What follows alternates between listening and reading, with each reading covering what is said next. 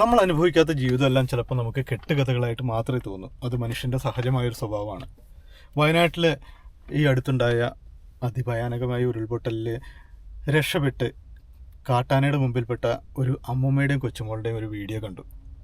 ഒരുപാട് ആളുകൾ അത് അത്ഭുതത്തോടു കൂടി കേട്ടിരുന്നു, നല്ല കമൻറ്റുകളൊക്കെ ചെയ്തു. എന്നാൽ ചുരുക്കം ചില ആളുകൾ അതിൽ വളരെ നെഗറ്റീവായിട്ടുള്ള കമൻറ്റുകൾ ചെയ്തിട്ടുണ്ടായിരുന്നു. അതിന് അധിക്ഷേപിക്കേണ്ടതായിട്ടോ കളിയേക്കേണ്ടതായിട്ടോ കാര്യങ്ങളൊന്നുമില്ല.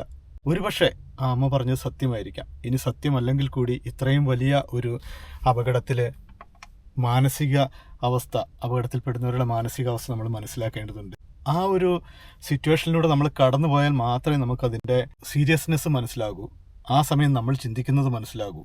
അതുകൊണ്ട് ഒരാളെയും കളിയാക്കാതിരിക്കുക, നെഗറ്റീവ് കമൻറ്റുകൾ ഇടാതിരിക്കുക. ആ അമ്മയും മോളും അവരുടെ അനുഭവം പറഞ്ഞു. നമുക്കത് കേൾക്കാം, വിശ്വസിക്കാമെങ്കിൽ വിശ്വസിക്കാം.